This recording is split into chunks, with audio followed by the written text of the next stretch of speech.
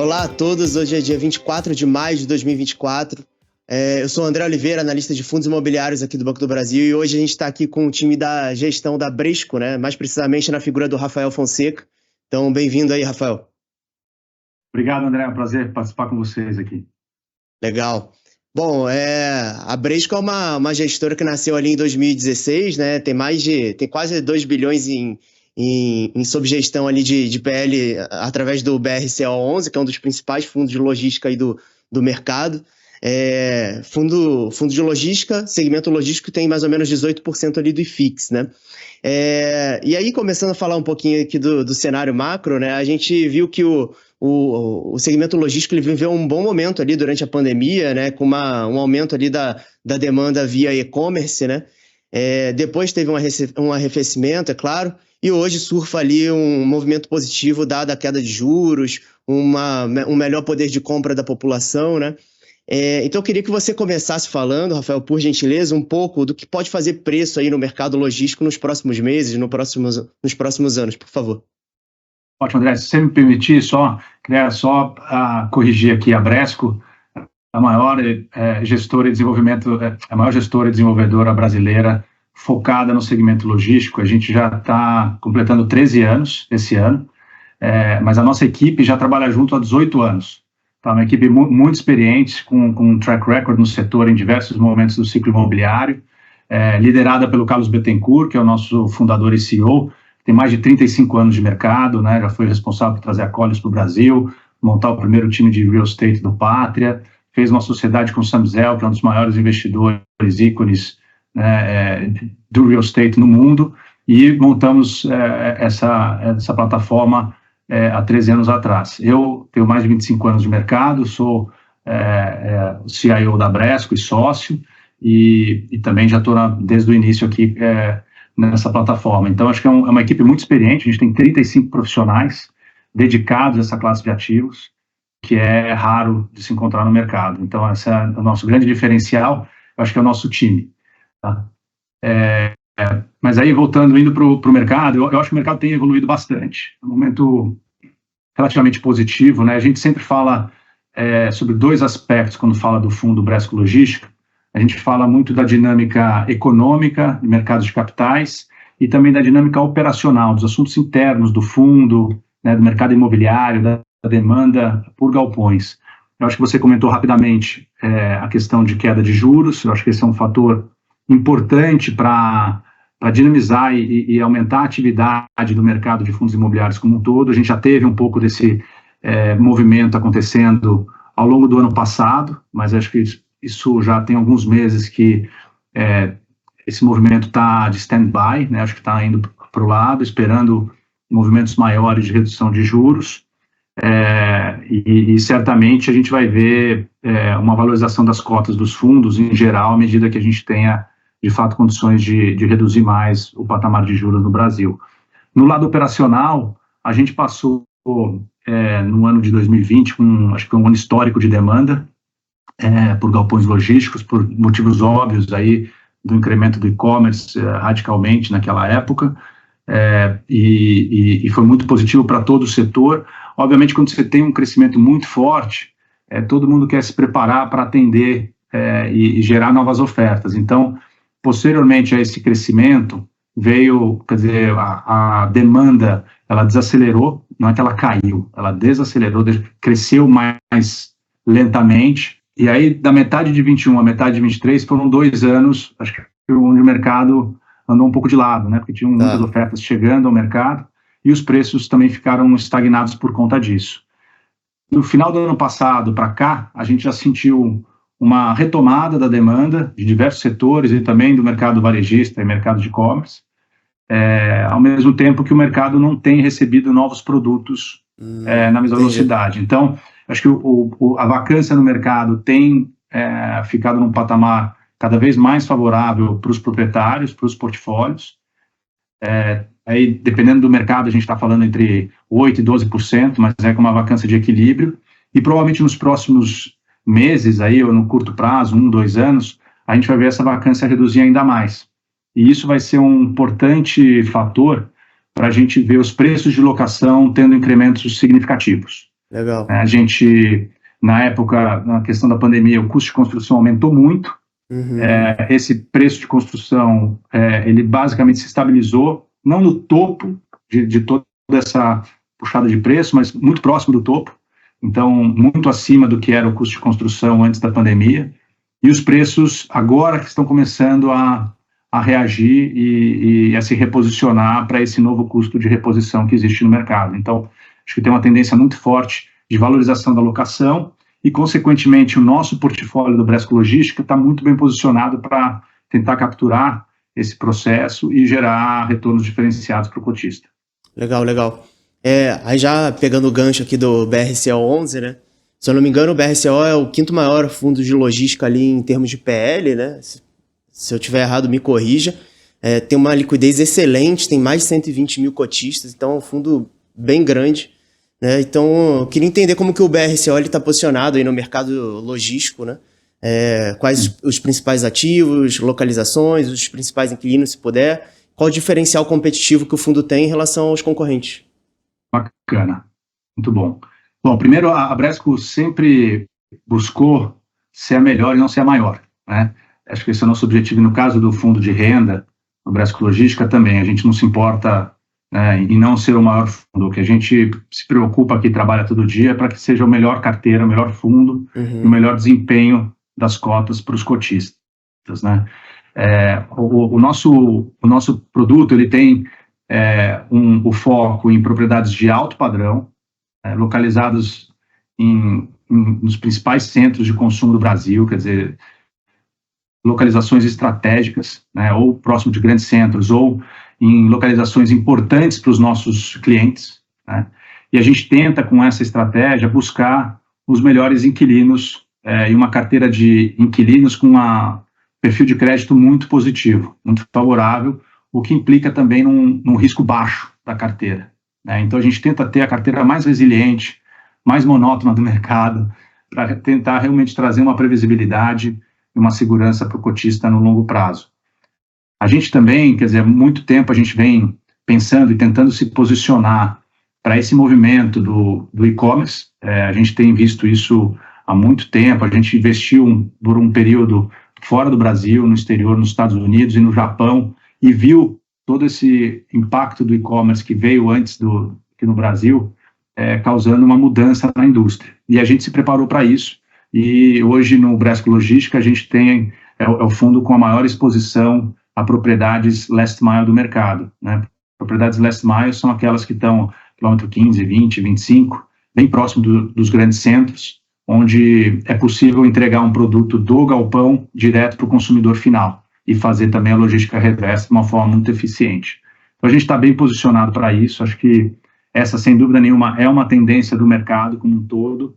Eu costumo falar que o Brasil ainda está engatinhando, né? As empresas ainda não estão 100% posicionadas e Sim. estrategicamente dimensionadas para essa tendência do e-commerce e ter uma logística muito mais rápida, né? Poder prestar esse serviço para o consumidor de forma muito mais eficiente, mas aos poucos isso está evoluindo e a gente está posicionado para capturar né, o upside aí desse movimento. É importante falar também que a gente tem, talvez também, a maior exposição ao mercado de São Paulo, a cidade de São Paulo. Isso que eu ia perguntar. E isso é um grande diferencial, porque em São Paulo é muito difícil você construir o portfólio logístico que a gente tem. É um mercado que a gente fala que tem muita barreira de entrada, né? Não é fácil conseguir terrenos da escala que precisa para a gente ter propriedades do perfil que a gente tem, e sem contar com uma dificuldade de aprovação e tudo mais. Então, a gente tem um portfólio que tem uma barreira de entrada enorme, quer dizer, a capacidade de replicar esse portfólio é muito baixa, é bem difícil. Então, acho que esse é um grande diferencial também do fundo, que realmente eu acho que dificilmente vai ser superado, né? Assim, realmente é bem marcante. A gente já falei da gestão, acho que esse é um grande diferencial também, é uma equipe super dedicada ao produto, a essa classe de ativos, a gente não está distraído com outras coisas, e a gente tem com isso uma relação com os inquilinos muito próxima, né? A gente entende a demanda dos inquilinos, para onde eles estão indo, como é que a gente pode ser o melhor parceiro imobiliário.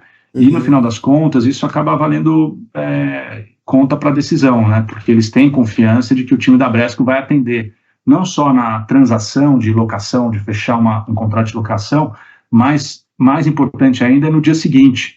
Na hora que eles estiverem operando, ter certeza que a gente tem uma equipe para dar o suporte. Deu um problema no galpão, a gente na hora vai atender. Tem um temporal, coisas que acontecem, a gente tem sempre uma equipe de suporte muito importante aqui para os inquilinos.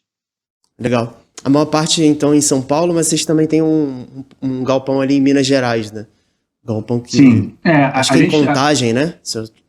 A nossa estratégia, a gente olha para o Brasil todo, tá? A gente tem uma grande exposição na cidade de São Paulo, tem uma exposição em outras cidades do estado de São Paulo, no eixo São Paulo-Campinas. A gente tem um ativo importante no mercado da Grande Belo Horizonte, que fica na cidade de Contagem, como você falou. A gente tem também na região metropolitana de Salvador, que também é um mercado muito bom, muito atrativo. Também o imóvel last mile 100% ocupado pelo Mercado Livre. E a gente então está tentando se posicionar cada vez mais nos grandes centros. Tá. Ou seja, tem uma posição grande em São Paulo, mas tem uma diversificação também em outras cidades, não é uma concentração quase que completa aqui na capital, né? E cada vez mais a gente entende que a malha logística ela vai se sofisticar em diversas regiões. A gente precisa se desenvolver com o mercado em vários outros centros de consumo que há alguns anos atrás não era muito a atenção do investidor. Então, acho que isso é uma tendência natural, a gente está atento a isso, tentando se posicionar. Certo, legal. Aí agora, só comentando um pouquinho, o que vocês mapearam de desafios para o fundo aí nos próximos meses?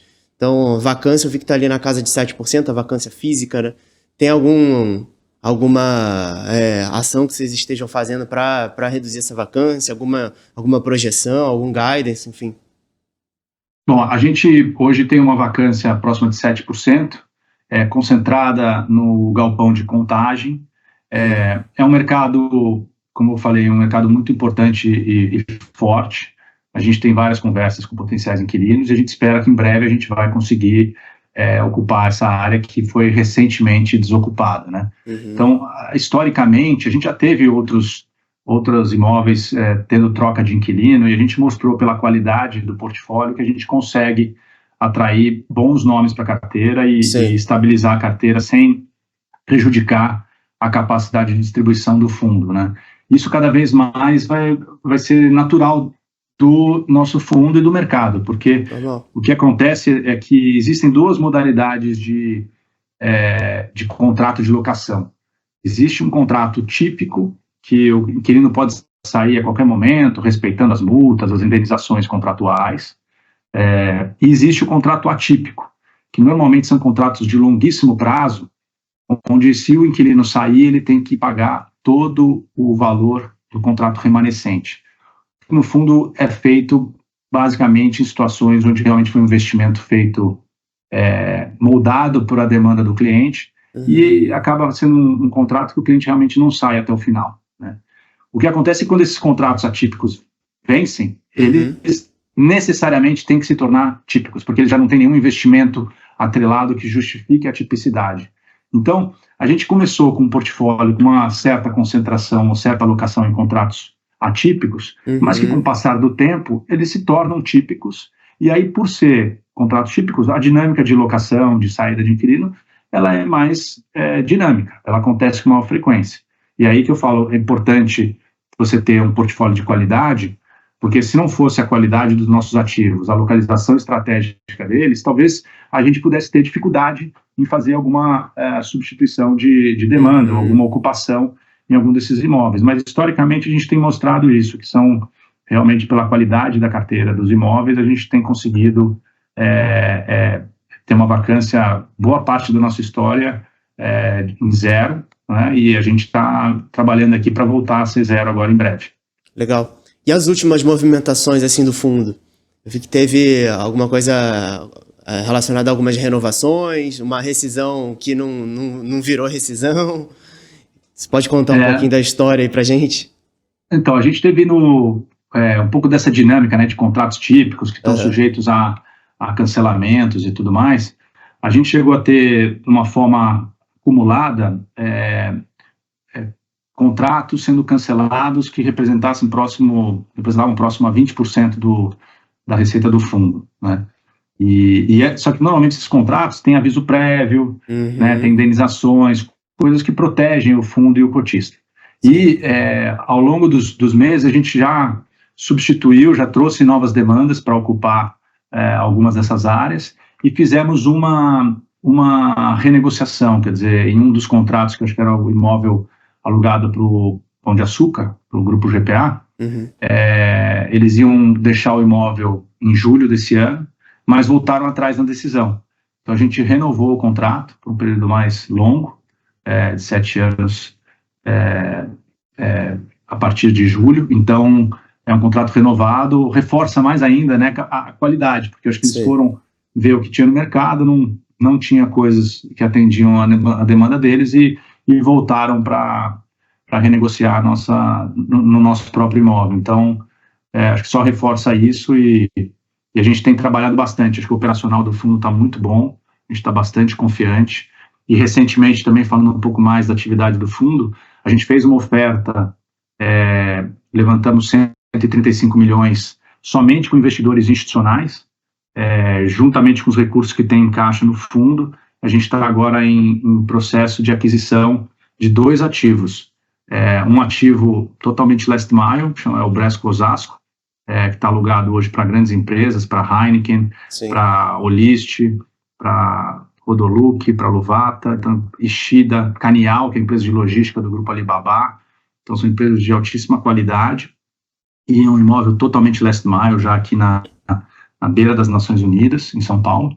E também um outro build-to-suit que nós fizemos para a Natura, um contrato bastante longo, um contrato atípico, como eu mencionei, no estado de Alagoas. Então, são os 2 ativos que a gente está agora em fase final de aquisição. Legal. Era a minha próxima pergunta, então me antecipou. Agora, depois, se derem certas aquisições, né, se concretizadas, como que você precifica o impacto ali para o cotista? Você acha que vai trazer algum impacto ali de rendimento, enfim, de diversificação? Como que vocês avaliaram aí dentro essas novas aquisições? Perfeito. Acho que diversificação, claramente, ela traz, né? Num primeiro momento, como a gente está distribuindo um patamar aí forte de rendimentos anual, de 87%, a gente prevê aqui no primeiro ano que isso não vai sofrer alteração, mas depois, nos anos seguintes, isso sim, a nossa distribuição deve aumentar de uma forma bem conservadora, pelo menos o patamar de 90 centavos, a cota, podendo chegar até mais.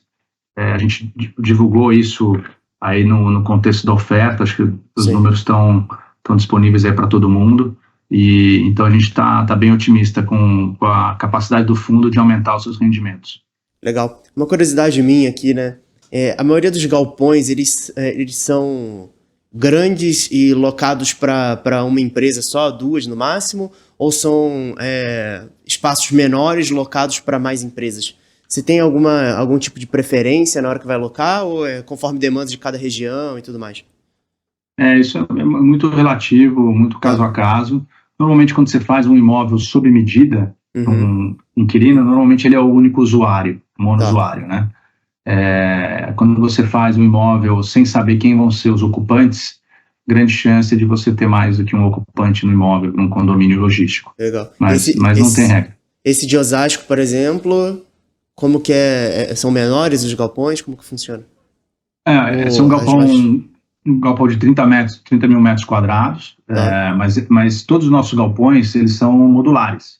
Então, é um galpão que poderia atender uma única empresa ou diversas empresas, como a gente acabou atendendo. Legal, show de bola. Mas uma curiosidade minha mesmo. Agora, passando para um outro tema aqui, né? Eu sei que vocês têm uma participação pequena ali em Canoas, né? Lá no Rio Grande do Sul, em torno de 5% do PL. Então, eu queria, primeiramente, entender aí de vocês como que está a região lá, como que os inquilinos estão, a população ali em volta, como que a estrutura do galpão está até o momento. Enfim, queria um pouquinho mais de detalhes, se você puder explanar para a gente agradece. Acho que realmente o imóvel, a gente fez um comunicado ao mercado, o imóvel foi impactado pelas enchentes, está numa região que foi totalmente inundado, ficou por algumas semanas totalmente inundado, e eu diria assim que lá próximo do dia 20, 18, na verdade, a gente conseguiu acessar o imóvel, então já estamos trabalhando forte para a retomada das atividades no imóvel, juntamente com os inquilinos, né? Então a gente espera em breve já ter retomado as atividades, obviamente que o entorno da região, né, e da cidade de Porto Alegre ainda está muito afetado e a gente entende que vai demorar bastante tempo para as coisas realmente se normalizarem, mas eu entendo que os nossos clientes vão retomar a atividade em breve e a gente espera, conseguir fazer isso o mais rápido possível. Quais são os principais inquilinos lá? Nós temos 2 inquilinos nesse imóvel. Tá. Nós temos a Natura e a gente tem uma empresa logística que chama FM Logistics, que atende diversos clientes. E estão todos empenhados aí em recolocar o imóvel, né, operacional o mais breve possível. Legal. Nós, desde a inundação, obviamente que a nossa prioridade era atender e garantir que as pessoas envolvidas no nosso imóvel estavam seguras, né, em lugares seguros, e suas famílias também em segurança. A gente prestou apoio imediatamente a todos eles. Lançamos uma campanha também de doações através do nosso imóvel, que não está no Bresco Logística, é um imóvel num site em desenvolvimento, vizinho ao aeroporto de Viracopos. A gente fez uma parceria com a Azul Cargo para levar mantimentos e doações lá para o Rio Grande do Sul, então é uma campanha que ainda continua, e acionamos, né, os clientes e as seguradoras imediatamente, e fizemos logo, ainda enquanto tinha dificuldade de acesso ao imóvel, um plano de recuperação e de retomada das operações. Contratamos geradores, equipamentos que estão operacionais hoje, justamente enquanto a gente não tem a infraestrutura local do imóvel restabelecida, mas uma infraestrutura provisória que a gente trouxe do Sudeste para poder estar trabalhando hoje firme 100% do tempo para retomar o quanto antes as operações.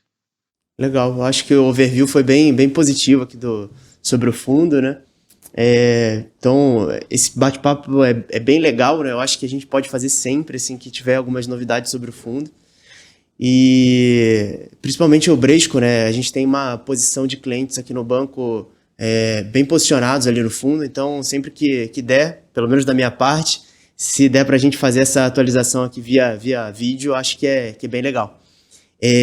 Então, antes de finalizar, Rafael, eu queria só deixar você à vontade aí para fazer as considerações finais, talvez trazer um pouquinho de como que o fundo tem performado, talvez em 12 meses, talvez desde o início dele no IPO, né?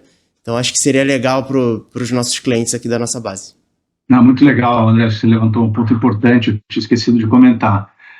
Nós fizemos o IPO desse fundo em dezembro de 2019, e foi um IPO onde o Banco do Brasil participou ativamente, foi um parceiro importante nesse processo, então eu imagino que muitos clientes da sua base ainda são cotistas do fundo, né? E a gente se orgulha muito de falar desse processo. Acho que os números mostram tudo isso que a gente está falando de qualidade, né, de gestão, de qualidade dos ativos, perfil dos inquilinos, localizações estratégicas e tudo mais. Desde o IPO até hoje, quem está com a gente desde lá de trás, teve um retorno absoluto de 67%. Né? Isso num período onde o IFIX teve 17% de retorno, né? Onde a Bolsa teve 17% de retorno, o CDI, que foi um CDI bastante alto por bastante tempo, teve 40% de retorno e rentabilidade acumulada. Então, a gente está muito acima disso, 67%, o que mostra realmente diferencial de performance do nosso fundo. E mesmo nos últimos 12 meses, os números também são muito marcantes. A gente teve 44% de retorno acumulado até o final do primeiro trimestre, contra um IFIX de 21%, a Bovespa de 22% e um CDI de 13,6%. Então, acho que isso mostra, né, acho que é bacana você ter levantado isso, porque realmente é o histórico de de rentabilidade que comprova toda a qualidade que a gente vem falando. Sim, se a gente for ver também o patamar de dividendos que vocês têm feito hoje, né, traz um dividend yield interessante, né? Então, se de fato os dados macro forem positivos e a taxa de juros de fato embicar para baixo, né, de vez, enfim, o fundo pode ganhar ainda mais atratividade, né, além da qualidade que já tem ali por trás da tese. O nosso fundo, ele historicamente sempre foi precificado com um yield menor do que a média do setor, porque é um fundo de qualidade, com bons imóveis, baixo risco, e a percepção do mercado fala, eu aceito yields menores do que a média do mercado pela qualidade do produto. E hoje a gente está precificado em linha com a média ou até um pouco acima da média do mercado. Então a gente entende que tem um potencial de valorização da cota importante para acontecer, e a gente está trabalhando aí para tentar disseminar essa percepção de valor no mercado para que a gente tenha um desempenho ainda melhor do que esse que eu comentei. Legal. Então, a gente vai caminhar aqui para o encerramento. Rafael, te agradeço aí mais uma vez pela participação. Já deixo o convite para a gente voltar a falar aí mais para frente. Talvez não da Bradesco, mas do BRCO, mas talvez de outro fundo. Então, muito obrigado aí. Volte sempre, viu? Obrigado, André. Prazer falar com você. Valeu. Obrigado. E para você que ficou até o final aqui, a gente vai deixar os links aqui embaixo para você acompanhar todos os nossos relatórios, inclusive da carteira de fundos imobiliários dos últimos meses, né? E caso você queira também acompanhar outros relatórios, tanto de renda variável quanto renda fixa, basta acessar o bb.com.br/análises ou o nosso portal de conteúdos, que é o Investalk, investalk.bb.com.br. Beleza? Forte abraço e até a próxima.